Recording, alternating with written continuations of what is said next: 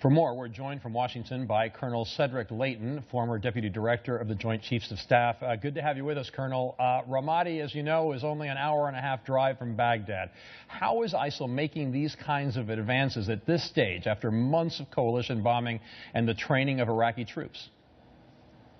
Well, good evening, Antonio. It's really the reason, I think, is that the airstrikes have not been as effective because they have not been coupled with a coherent ground strategy. We've had, as your reports indicated, we've had a lot of efforts on the ground by local forces, by Iraqi security forces, and those have just not been sufficient to overcome what ISIL has been able to do on the ground, and that's really the tragedy of this situation. You know, what we've heard in the past from the U.S. military, including General Dempsey, the chairman of the Joint Chiefs, is that Ramadi is not that important in the grand scheme of defeating ISIL. Do you agree?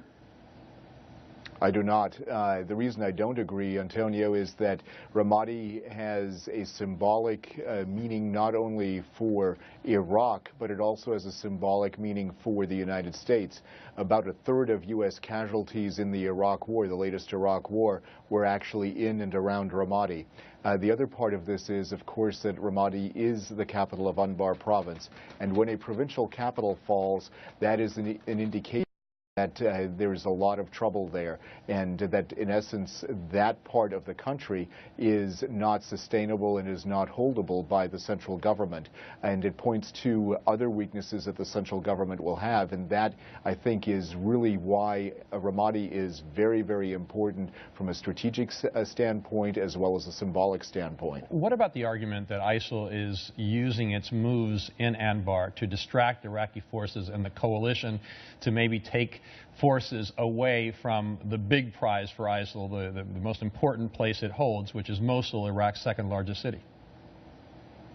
Well, I think there might be some merit to that because, of course, Mosul is something, as a town, a city, that ISIL wants to hold on to at practically any cost.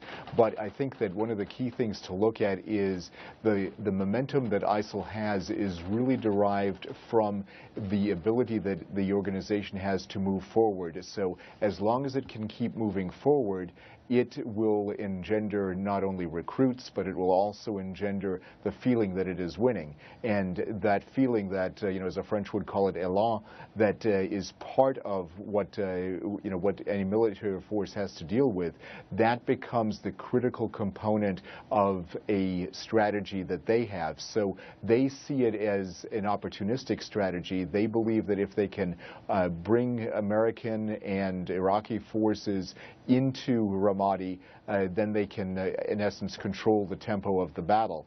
What we're trying to do, or what we should try to do, is really develop a strategy that confines them to certain parts of Iraq, but those parts of Iraq should not be 70 miles away from Baghdad.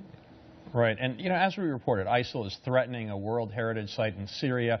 It's fighting across a vast territory, despite all these forces allied against it. So is it so effective in both Syria and Iraq? They fought the Syrian army, the Kurdish Peshmerga, the Iraqi army. What is happening here? Is it training, discipline, strategy? Well, I think it's there's a little bit of that, certainly, and actually quite a bit of the training and strategy part that is paying off for ISIL. But the key thing is they have an ideology. They have an ideology that their members believe in, and it is as abhorrent as many of us think their ideology is. The key component is the belief. The central figure in their worldview really has to do with their view that they will gain salvation by doing what they're doing. And so this religious fervor that they have, all of that is in essence distilled into some concrete action on the battlefield, and that then leads them into this spirit of forward momentum. And they have a philosophy, they have a coherence about them, which both the Syrian government and the Iraqi government lack. And because those governments lack that coherence, we are seeing them being defeated by ISIL forces. There's, of course, a lot that that is also part of the weaknesses in either army, in either the Syrian or the Iraqi army. But the key thing is those armies lack spirit. ISIL forces have a lot of spirit. They have a lot of strategic understanding. They have a strategic goal, and they have something that they're believing in, and that's what they're fighting for. They're fighting for their belief system and their desire for a world according to their particular plan, their caliphate. Those other governments do not have that same belief system, and that is what is hindering them. And it is also, quite frankly, a factor that is making it impossible for there to be cohesion among those different forces. Yeah. And as you said, retaking Ramadi certainly will help ISIL's spirit. Colonel Cedric Leighton, former Deputy Director of the Joint Chiefs of Staff, it's good to have you with us. Thank you.